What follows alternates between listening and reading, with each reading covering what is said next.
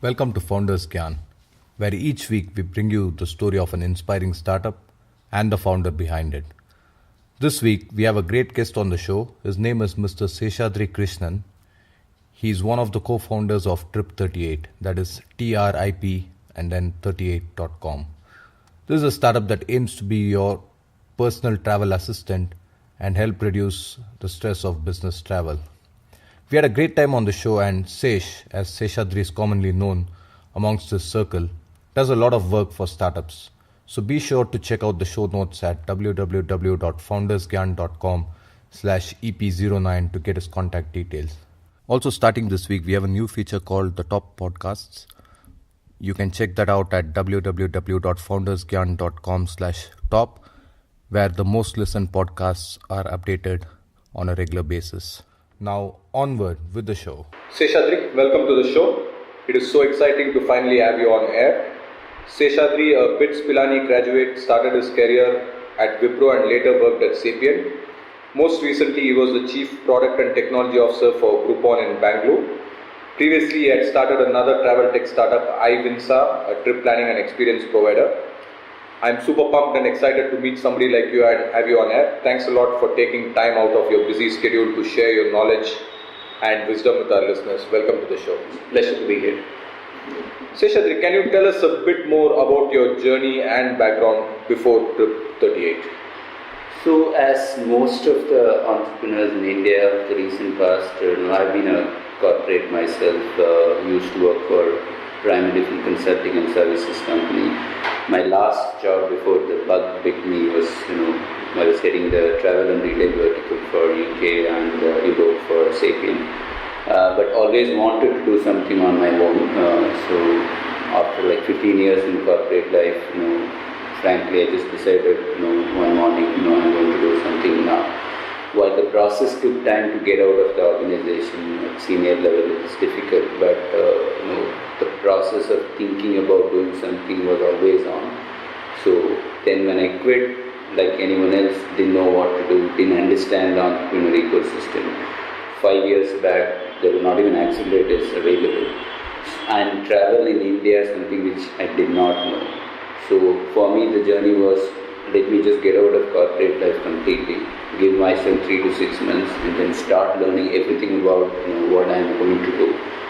Right from the idea, meeting new people, meeting guys who are in the ecosystem before really deciding on what to do. Once I spent close to 12 to 18 months, then I realized the startup, whether it is on your own or not, but startup ecosystem is what something which was exciting, something which gives me kick, and more importantly something which makes me come to work every day.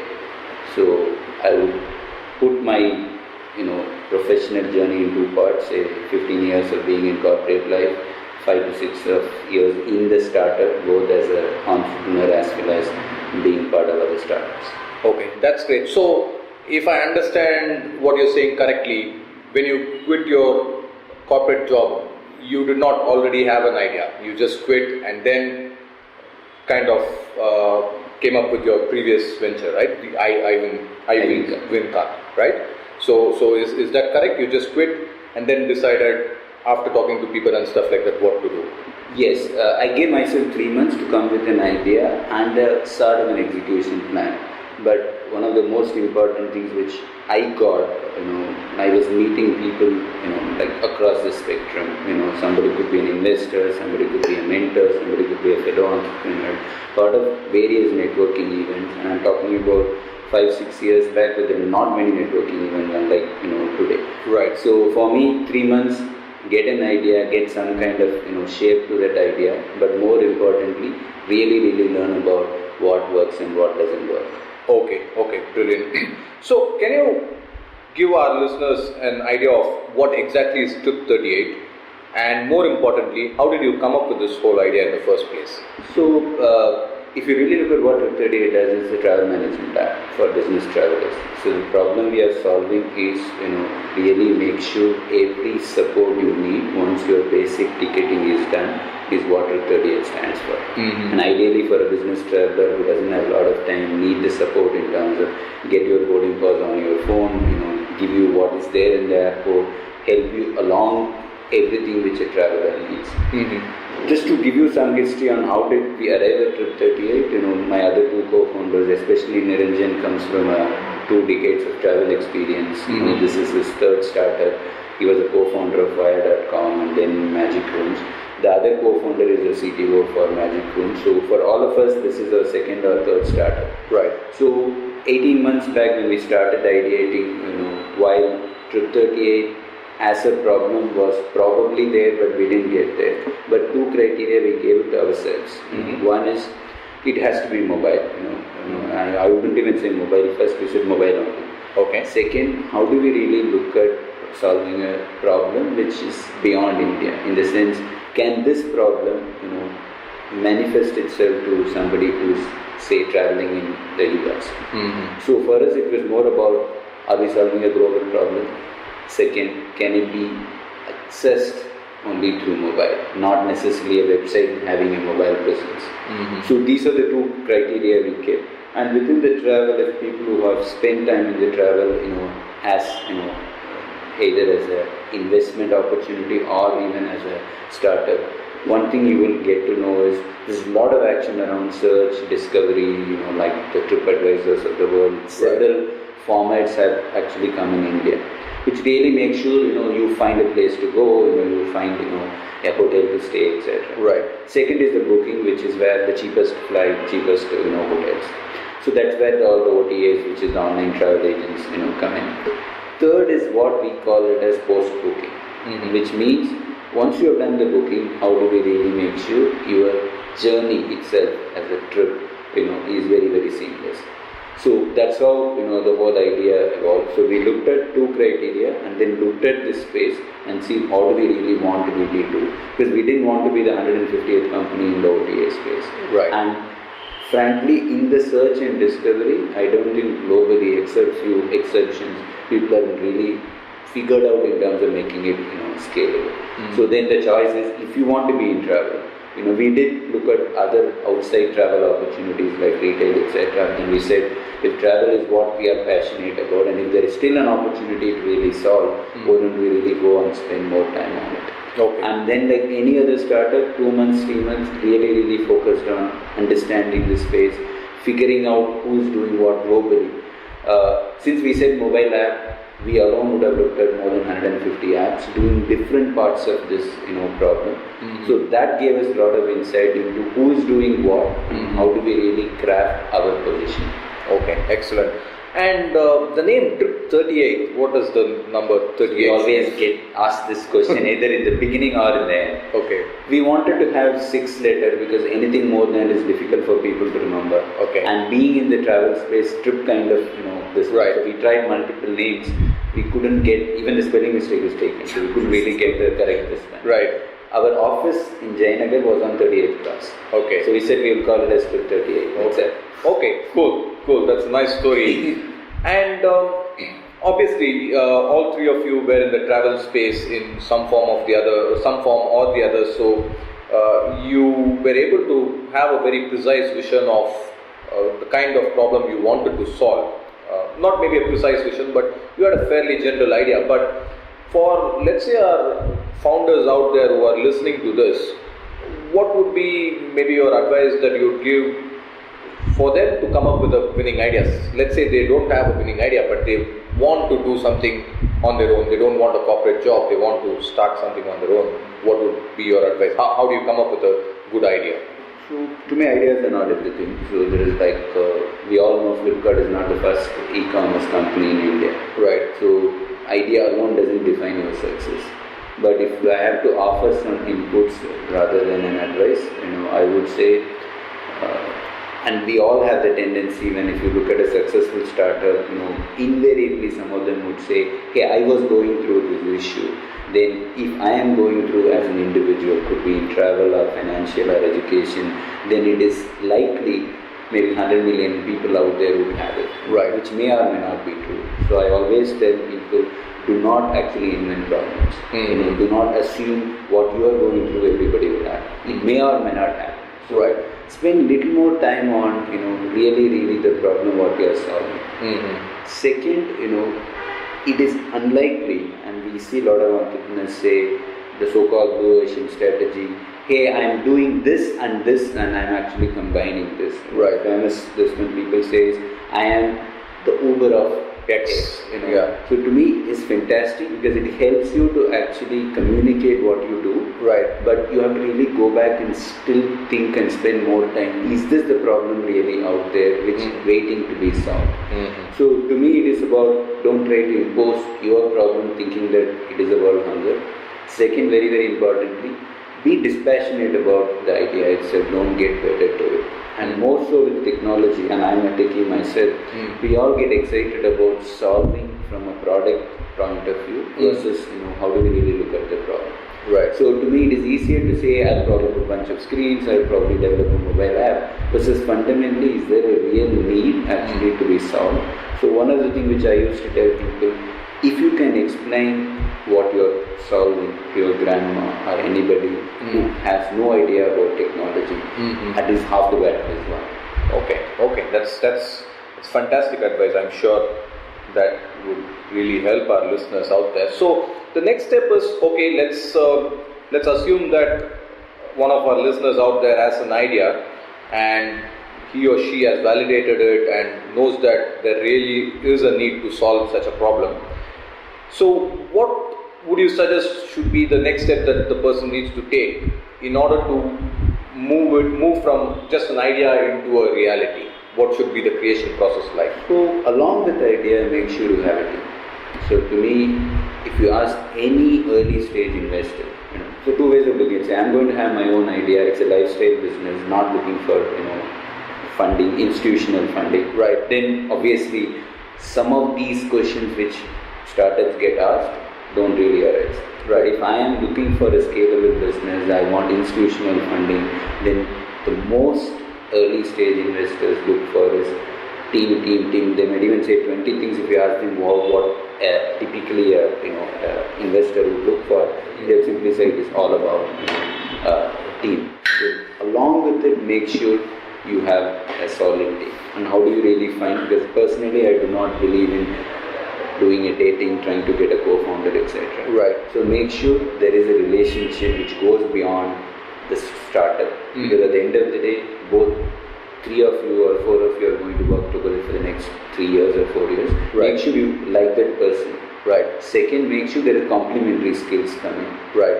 Again, it is easy to say, hey, company X got started with 4 techies, why not I? Right. But again, we will all talk about exceptions. Make sure in some sense you get somebody from marketing, somebody from say operations, somebody from technology. Right. If not, at least inclination towards having done something there. Right. So there is an element of idea, but to your point around when will I validate, what is the next step, to me, make sure even before the idea stage, try to get together maybe 2, to me minimum. With like-minded, individuals who are very, very passionate about, being on their own and bringing complementary skills to the table. Okay. And then do some kind of what we call it as MVP, talk about how does, there is a product market fit, etc. But to me, assuming it's a 3 to 6 months kind of a time period, validate your idea, really spend a lot of time meeting people, expect to receive somebody saying, hey, this is complete crap, you're not going to succeed, and be, empathetic to where they come from. Right. But really spend time on getting the team in place.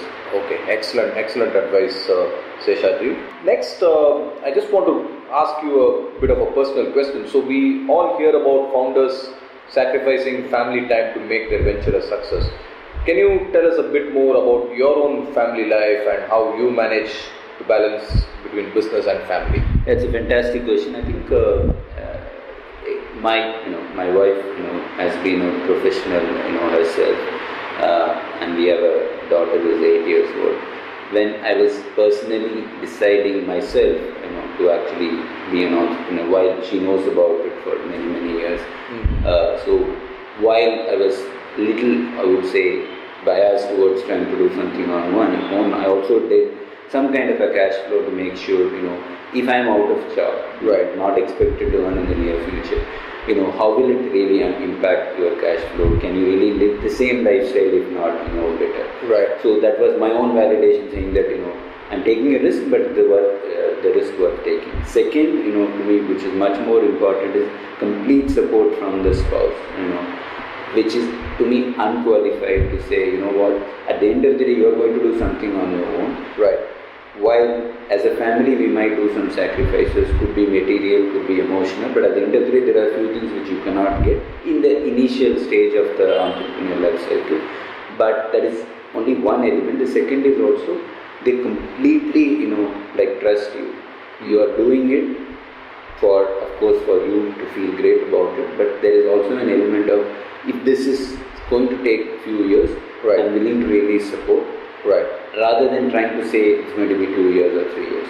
So to me, it is about make sure this conversation happens with your spouse very, very early. Okay. Second, be realistic about, do some kind of a cash flow, rather than I'm going to use my credit card to really pay my startup bills. Right. Again, might sound very, very romantic, but it's difficult at some stage. Right. Third, make sure this is not, really a 1 year or a 2 year, game. It is going to be 5 years or 6 years. Right. At what stage you will really call it quits? And that has to be from you rather than the family is trying to tell you. That means you also have to prepare them something which they are not necessarily used to. Right. I think that's I think you bring a very good point to the table, which is very lacking, I would say, in the Indian scenario, because a lot of people in India still believe in not sharing their financial details with their wife, their spouse, etc. And I am very interested in finance, and I keep reading all these things, and the basic advice that finance people give is share with your wife the details of your life insurance policy. They say that people don't even share that, okay, I've taken a life insurance policy in my name worth so much. The spouse doesn't even know that, so they say share your finances with your spouse. I think that's a very good point. What it is, without being an entrepreneur, you still need to do. Yes, that's a very, very valid point, which seems to be completely absent, in the Indian context. So I think it's fabulous that you brought this point up. The next question I want to ask you is, Trip38 was founded by 3 people, including yourself, Niranjan Gupta and Markish. Can you tell us a bit more about how do you guys know each other and got together to start this venture? Yeah, it's interesting. As I said, I do not come from travel background. I have not even worked for Indian clients, because all my corporate life, even at Wipro, most of my clients were outside India. Right. And at Sapient practically was outside India. So I didn't even know how would you work with an Indian client. That means my understanding about the ecosystem in terms of problems, in terms of how things work, etc., was not really great. So as I said earlier, I was networking with anybody and everybody. Even today I do it. I actually work with startups purely pro bono, trying to mentor, because I made a lot of mistakes trying to really share it with them. Right. So initially also I was writing meetings. So at the end of the day, a couple of hours over a coffee, and I built a lot of such relationship over a period of time. So the first person whom I met, where I met through some connection, and I was asking that person, say I have a travel idea. Again, most of my so-called travel ideas were coming from the clients whom I was working outside. I don't know whether this will work or not. Right. What do I really do? He said, okay, there is a person called Niranjan Gupta who's actually the co-founder of Wire.com. Brilliant guy, you should go on meet. Right. So he was the first person whom I met. And it was like week or 2 weeks outside my corporate life. I still have my hang-ups around how do I really meet people. I didn't even have a card, etc. Right. So he was the first person to meet. And then I also got to know Markish along the way. So 3 of us know each other for 5 years now. Okay. So as I said earlier, this is what really actually brings together in terms of team. Right. Okay, great. Now, can you share with our listeners an example of something where you guys disagreed on maybe the vision of the product or the direction and of the company, etc., and how did you manage to reach a resolution? So it's a great question. To me, the way I look at it is that dissent in any form is always welcome. But at the end of the day, like for example, there is an argument around how we would really take something forward. I remember at least some context how certain aspects which I think Steve Jobs, contrary to what people would have heard about, was trying to really do, and 2 people were working together. So disagree or argue like Right. At the end of the day, have a sense around who is more passionate about that particular argument, leave it to that. So, because we are all matured adults, since I am actually carrying the baton, because I kind of, pushed this through. Right. If this doesn't really come out well, obviously, I should have the willingness to accept, hey, I thought this would really work well, it didn't. Maybe we should probably be a little more circumspect. So, to me, simple, answer to that is, if you are disagreeing, disagree, in the initial stage before really it becomes big this one. But at some stage, also give it, where if the other person you think is have much more passionate view, and which is a sense of judgment because you're working together. There's nothing right or wrong, because both could actually be wrong and something completely a different strategy might evolve. Right. But willingness to give it to each other, willingness to trust is what ideally would actually help the team to be cohesive. Okay, brilliant. And is there a daily ritual that you follow that helps you be productive? Can you share this with me and our listeners? So I do a couple of things. One, I have use certain tools, pick up few words which I really look for, especially I'm fully into the growth hacking now, trying to really grow up our user base. So I pick up some of these words and use bunch of the earlier tools, emails and distribution list, and make sure first thing in the morning I go through that, maybe like 5 articles, 6 articles, etc. So that is almost gives me, while I do it during the day, but it also gives me what probably have happened when you are sleeping. Second, I really look at and I'm active in Twitter in terms of consumption of content, not necessarily being active, which I would like to. So that way I also follow kind of difference, which I have the kind of things which I would really like to look for. Third, within our app, this one there are certain metrics which we are really obsessed with. How many users have come the previous day, how many are really engaged, etc. We have a simple dashboard which we built almost in the early stage of our this one, because that is natural, something which you want to really focus on. So that kind of gives us a flavor to, hey, this is what the user has actually been working on the app. Right. That gives us some sense in terms of what is likely in the coming days. Okay, thank you for that. Now, we are almost halfway through the questions. Now, can you tell us something about yourself that is not commonly known? Okay, a lot of people don't know I'm a long distance runner. Okay. So, been running for 4 years now. That also goes back to being an entrepreneur is all about endurance. Right. That means it's all about stamina, it's all about, it's not a sprint. Okay. So, running gave me a lot of insight into life per se. Right. And also being, startup gives it, completely a different spin. Okay. And I was not an athlete, which, people would say I've been running for 25 years.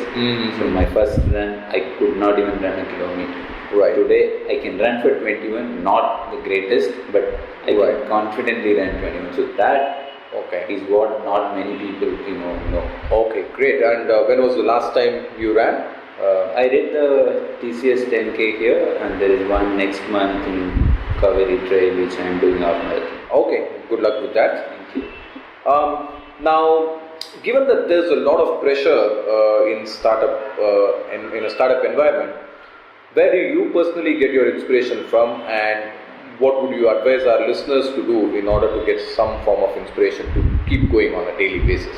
So I've never been a big fan of these self-help books, trying to give you, hey, do this, do that, etc. So I get a lot of inspiration from people who may not have the Ivy League kind of background, was able to identify a few opportunities and really were at it to really bring it. So those kind of real life stories, make a difference. Second, even when you are around, be it in office or in any other environment, there are a lot of things, especially this kind of startups whom we talk to, we are a lot more privileged than people who are out there. Right. I think that itself, for whatever reason we have reached a certain stage in life, right. Now it is up to us to really take it to the next level. Right. And to me, that is what really inspires. Right. More than anything else. Okay, so being grateful in simple terms, being grateful for what we have. Okay, that's great. Can you tell us about an extreme extreme low point or a low point in your business, and how you managed to overcome it and the lessons you learned from that experience? So to me it's a roller coaster. So we can't necessarily say this was a low point, because that seemingly a low point maybe 6 months down the line would probably, I think there was nothing. So to me, it might sound very, very, what is it called, romanticized feeling, but at the end of the day, this too shall pass. It is about, can I have my head above water? Can I really think anything which makes it much more objective? Somebody was telling me when I was in corporate, and at least it worked at certain times, when you're really, really emotional, they say, just get up. Then don't take any decision when you're really, really in a stressful mood. It is not about whether the decision is big or small. It is about just give it a thought. We all have a tendency to respond to an email, respond to a WhatsApp, respond to an SMS fast. At certain times, it is not expected that you need to respond really fast. So you would rather give yourself some time. And very, very importantly, how do you really define low point? Because it's very easy to say lack of funding is a low point. Right. But to me, funding is just the beginning of the journey. Right. Getting team, getting your product validated, getting more users, there is so much to really go through. Right. So it is difficult for me to say, hey, that was let's say a low point. But it also, at least personally for me, in general, I am eternal optimist. Okay. For me, it is about, hey, yes, of course you are going through bad times. I'm not necessarily couching that this one, but meaning I'm being realistic, but at the same time, I'm also conscious. If you are doing few things right, if you believe in yourself, if you believe in your team, things will happen. Okay, excellent. Now, you talked about funding. So, I believe Trip38 recently got a round of funding for, I believe in the news report said, marketing, customer acquisition and enhancing technology. Can you talk about one of them? Because I have noted down technology, but I'm not sure if you are the right person to talk about the technology bit of it. Yes, so if you really look at what is our vision, can we have Trip38 being the app which redefines how people travel? Right. And when we say how, redefine how people travel, it is about what help travelers get today when they travel. Can Trip38 be your true personal assistant to help you through the journey? So that's our vision. Right. In terms of opportunity, there are 3 billion travelers in a year. So it is never about is the opportunity being small or ours is huge. Right. So when we looked at 3 aspects, as you rightly mentioned, for us all go hand in hand. Right. Marketing, getting more users, to use the product, and because there are more users, we need to have more features. Right. But all the features, one question we always ask ourselves is about, does it really help the user having a better travel experience? So while travel generally is understood as great, I'm looking forward to travel, but in reality, business travel is stressful. Right. Holidays, all of us get excited, but how many of us take holidays every week or every month? Right. That means business travel is what? The engine for growth when it comes to travel. Right. And if we can add features which help business traveler have a better life, we would have achieved our objective. Right. So the focus is purely on add new features on the product, have more users come to the platform, identify things which help them, to really use the app more often. For example, we recently launched boarding passes where you just simply send your seating preference, tell them, I want a middle seat. Hopefully people don't ask, window or aisle. Right. When the check-in opens, we automatically process the boarding pass and send it to you. Okay, which no one has really done for any airline. So individual airlines app do. Right. What we do is, any airline you travel, simply give your preference and we'll send you a boarding pass. This, I'm sure if you are a business traveler, you would say, this saves time. I don't have to worry about, I didn't do a check-in. Right. Here Trip38 does it for you. Okay. So every product feature we really look at, does it really add value to the traveler? Okay, excellent. And what is the best advice that you have been given? Interesting. So for me, in some flavor or shape, although it didn't come in that sense, but never give up. Okay. So that kind of added to my own personality, because I'm generally a perseverant guy. On top of it, some of the guys who are not in the ecosystem have a lot of, what is it called, affection and then, love for me. Right. And sometimes when you go through this, they're actually, what is it called, smart enough to know, hey, things are probably not going well. Right. And then one guy instantly is still in Australia, we were working together. Okay. He always tells me, when would I like to see you in Fortune magazine cover? So, okay. And for him it is just to say, hey, this is something, his language could be little this one, but he says, hey, entrepreneurship is such a noble profession. Right. So, just be at it, things will happen. Right. So to me, I keep telling people, like we were talking before, entrepreneurship itself is such a great thing. Right. Not many people do, and right. we need more and more people. Right. On top of it, ability not to give up, ability not to take no for an answer is what keeps, me going. Okay, excellent. Now, you were mentioning that you like to look at some of these resources that kind of keep you inspired. So, is there any other books or resources that you would recommend that our entrepreneurs read? One book which I kind of keep reading may not necessarily be from a startup perspective, but really to build great companies is Built to Last. So Built to Last is something phenomenal. It talks a lot of things which is valid even now, even after 15-20 years of the book came in. Some may not be relevant, but that is one book which kind of keeps me motivated. But I am someone who reads an eclectic variety of books, fiction, non-fiction, etc. But specific to startup, I kind of liked 0 to 1. I kind of liked books which at least talk about, for example, there is an excellent book about Y Combinator. Really talks about what Y Combinator as an accelerator go through in terms of not only identifying startups, also make them really do things which I like. One simple word, when I started applying to our own startup and product, it gave me a lot of insight. It's a build what people want. To me, this is such a simple thing, but it's difficult to really, when you start looking at your idea, it is very difficult to really implement, but that starts forcing you to think. So which I learned from. And about these resources, you mentioned that you kind of go through these people who don't have great backgrounds and kind of come up with these great startups, and that kind of inspires you. So is it just Google them, read news reports and stuff like that, or is there any specific sites that you follow to get the startup stories about people who have made it? Just before answering that question, the book name is The Launchpad Inside Y Combinator. Okay, cool. That's a fantastic book. Okay. Specific to this question, I have not been a great believer of structured way of trying to get inspired, and that's the reason I said personally reducing this. Right. So at some stage, there are certain aspects in your DNA which kind of make you believe. Right. You can do something on your own, you can start impacting the world in whichever way you can, right, etc.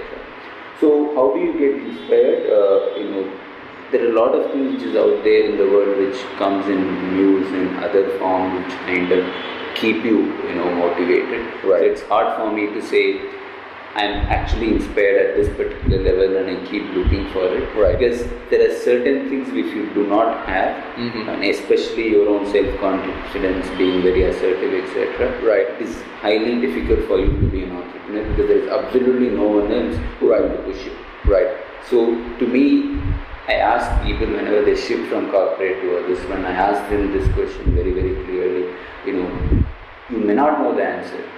But keep asking this question and be honest to yourself. Am I cut out for being an entrepreneur? Okay. And as I said, it could be a flicker of an element or something which you saw in somebody else, right, and then really, really made you lose your sleep to become an entrepreneur. Right. That is something which you can spot yourself, because at the end of the day, you are actually taking a risk of your career, your family, etc. Right. You would rather be truthful yourself in the early stage, okay, rather than get along and then hope somebody will give you money, somebody will inspire you, because that's not going to last long. Okay, thank you for that. Now, you already mentioned about running, but is there any other interests or hobbies that you pursue when you have some spare time?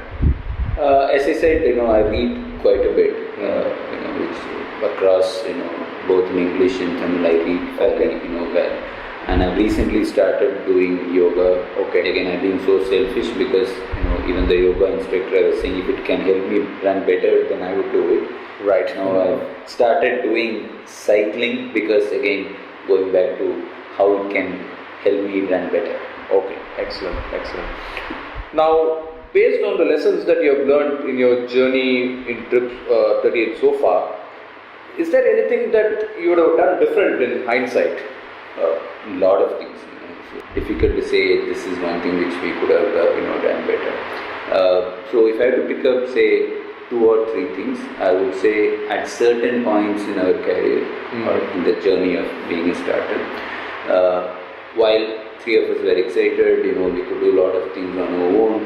I think the second line of leadership, in terms of at least identifying the core team members, which I think we really couldn't do, good enough homework to identify the right talent, which I feel it's just not about the core team. Make sure the key members in an extended team, even if it's a 5-member team, make sure you have the right people. Right. Which I feel we should have definitely focused and taken some corrective action rather than letting the same team members continue. Right. Second, when we were looking at the product, what we wanted to achieve, yes, product kind of evolved, our own vision evolved over a period of time, but at certain points in the solution, we were also focusing on solution for the solution's sake rather than trying to get that validated. Certain features, we built the whole features where there is an external dependency of users using that functionality, which we spent 3 months building that feature, where we could have very well asked, and this is in a B2B environment, we were building some back-end solutions for, say, travel agents. Right. And given, our access to them, I feel maybe we should have done few things rather than spend like 3 months, because sometimes it's like, everything in the kitchen sink, put the whole team there, and after 3 months you feel, hey, shuck, we should have actually spoken to few people earlier. Right. So this goes back to, rather than getting excited about, hey, there is a problem there, let's build a solution. Build the solution, I would say step by step. It's absolutely okay even if you have one screen, but if that solves the problem, one element, this one, at least you've got something, going. Right. Third, when we really look at, some people say, although thankfully we didn't do that, but it's important to say whether what would an investor would look at, and some of the investors have told us, do not pivot, do not change your strategy because of us. Right. And I do see some people, or especially some startup, trying to make your idea fundable. Right. To me, the very reason you quit is you believe in an idea. Right. Not about somebody is funding you X or Y. Right. So at certain times we were kind of ambivalent about it, but thankfully we said, hey, we are doing this because we believe in it. Okay. Not because somebody else is going to support you if you change your idea. Having said that, if you believe an investor or anybody else coming in and say, hey, this is not going to work, you need to pivot, and we did that. Right. Okay. But that has to be taken in the spirit of how does it really help in the overall startup idea, versus will it help me to achieve X users or Y dollars as funding. Right, excellent. And I think I just want to touch on the second point a bit. So that in short and sweet words, I would put it as talk to the customer, right? That's one of the key things, right? Completely. But in a consumer business, who do you talk to? Who is your customer? See, in a SaaS-based, in an enterprise business, it's almost easier. Pick the type of customer segments. I'm sure you would know 5 out of 50 who you want to target, go to them. But in a consumer business, who do you really talk to? Right. But to me, there are enough insights. Each of us as consumers leave it with the apps or the products we use for us to learn insights. Right. Excellent.